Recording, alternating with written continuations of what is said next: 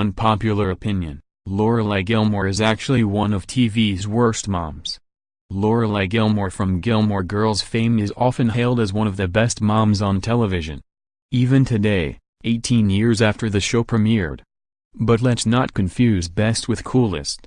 When you have a baby at 16, you're only in your early 30s when your kid is in high school.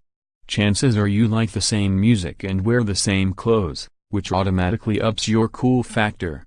Couple that with the fact that Lorelai raises her daughter, Rory, for most of her life without the help of Rory's father or grandparents. Lorelai's Rory's everything. She's a non-stop beacon of coolness in her child's eyes growing up. I, too, fell into the "I wish Lorelai was my mom" trap when I first watched the show as a teenager. She orders takeout pizza for nearly every meal, drives a Jeep Wrangler, decorates her family room with a semi-pornographic monkey lamp, and is inarguably really hot. When Netflix acquired all 7 seasons of Gilmore Girls, I rewatched the series during a quarter-life crisis, and my opinion of Lorelai soured. My first inkling that Lorelai wasn't actually Mom of the Year from 2000 to 2007 was during the 5th episode of Season 1, when she starts dating Max. Lorelai sets all these rules to keep Rory at a safe distance from the men she dates, and then breaks those rules by forcing Rory to greet Max at the door because she isn't finished getting ready upstairs. Oh, and Max happens to be Rory's high school English teacher, but I'll save Lorelai's horrifying romantic choices for another article. Almost all of Lorelai's bad parenting decisions stem from her running away from home after having Rory. She considers herself fiercely independent because of the fact that she made a life for the two of them at only 16. Even as an adult, she won't accept help from anybody and pushes everyone away. No matter how old she gets, Lorelai begrudges her parents, Emily and Richard Gilmore, for giving her such a terrible childhood filled with debutante balls and hand-painted portraits, never mind the endless money, opportunities, and advantages they provided.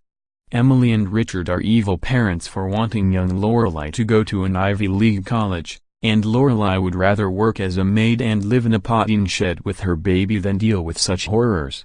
This sort of behavior isn't acceptable, but it's slightly more understandable at age 16 than at age 32.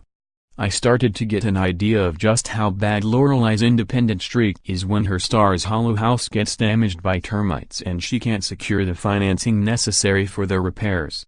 She'd sooner have the house fall down on Rory's head than allow Emily to co-sign a loan with her. Just co-sign. Thank God she values Rory's education enough to borrow money from her parents to pay for her private high school. I know I said I'd leave Lorelai's romantic life out of this, but it does have a repeated effect on Rory's life, so it's worth mentioning. Skipping over the fact that Max is Rory's teacher, and that she once hooked up with him in his classroom, Lorelai backs out of their rushed engagement in fear of getting hurt. The two fight over her not giving him a house key, and she then realizes how strange it feels to live with a man. Strange because he's almost a stranger. Suddenly, it all starts to feel very serious, very fast to Lorelai since they're, planning to wed. To make matters worse, Lorelai drunkenly calls and flirts with Rory's father, Christopher, during her bachelorette party, if that gives you any indication of how seriously she took her relationship with Max. But again, this isn't about her terrible dating choices, like when she only dates Jason because her mother hates him. Or when she sleeps with Christopher the same day she breaks up with Luke. Or when she doesn't tell Rory she's eloping in Paris. Rory tries to talk to Lorelai about the ending of her engagement with Max, but Lorelai shuts her out. The fact that their relationship is a blurry combination of mother and daughter and best friends confuses Rory as to how much of her mother's personal life she's entitled to, but it's also unfair of Lorelai to deny Rory any sort of explanation. Rory was expecting the addition of a stepfather in her life after having nearly no father figure growing up. It's a big deal, and Lorelai brushes it under the rug. Was it really any surprise that, with an example like that, Rory cheated on Dean with Jess and Tristan? Once I wrapped my head around the fact that Lorelai isn't the exemplary mother I once thought her to be, her attempts to teach Luke how to parent Jess really got under my skin. Lorelai's only experience parenting is with Rory, a naturally kind and gifted student who never gets in trouble, but somehow Lorelai thinks she has the expertise to advise Luke on handling a troubled teen with abandonment issues. Luke's just trying his best to help out his family, and he doesn't deserve Lorelai's constant criticism. When Jess crashes Rory's car while she's in it, swerving to avoid an animal and hitting a pole, Lorelai acts like Rory was in a fatal rollover collision. Rory gets a hairline fracture on her arm from hitting the dashboard, and Lorelai goes postal on Luke as if Rory lost her arm entirely. She reacts more calmly when Rory gets arrested in college for taking a joyride on someone else's yacht than she does after that minor car accident. Looking back on it, Rory's lucky she got into Harvard, Princeton, and Yale at all. Lorelai does her no favors during applications. You can't blame Lorelai since she never went to a traditional four-year university, except you can, since she easily could have. She doesn't understand the Ivy League process, despite having given Rory her first Harvard sweatshirt at age 4, and she doesn't want Rory to go to Yale, purely because Richard and Emily did. Richard tries to explain to Lorelai that it's not easy to get into Harvard, and that Rory has a distinct advantage when it comes to getting into Yale because she is a legacy applicant, but Lorelai refuses to listen.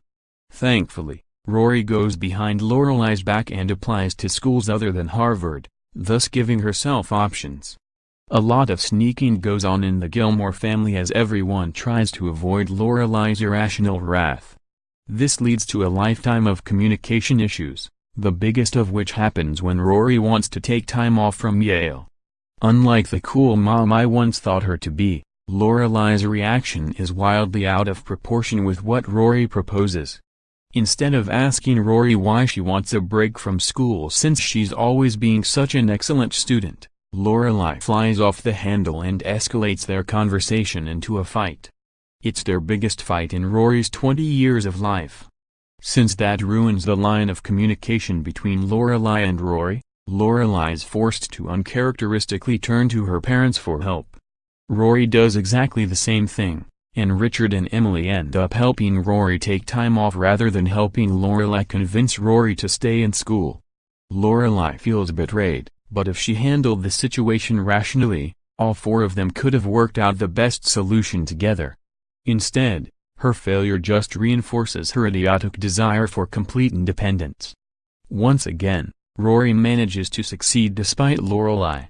She takes the time off that she needs, returns to school, gets a writing job, and even manages to graduate on time. I'm sure Lorelai would like to take credit for that.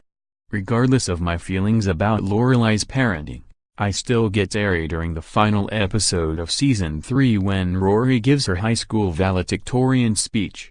She calls her mom her ultimate inspiration, her best friend, the dazzling woman from whom she received her name and her life's blood. She filled our house with love and fun and books and music, unflagging in her efforts to give me role models from Jane Austen to Eudora Welty to Patti Smith, Rory says. As she guided me through these incredible 18 years, I don't know if she ever realized that the person I most wanted to be was her. It's all rose-colored glasses. At the end of the day, Rory is graduating from one of the top high schools, and 4 years later she also graduates from one of the top colleges. But Rory's successes are a team effort between Rory, her parents, and her grandparents. It takes a village. Things might have gone a lot smoother along the way had Lorelai stopped trying to be the cool mom and started letting other people into her life.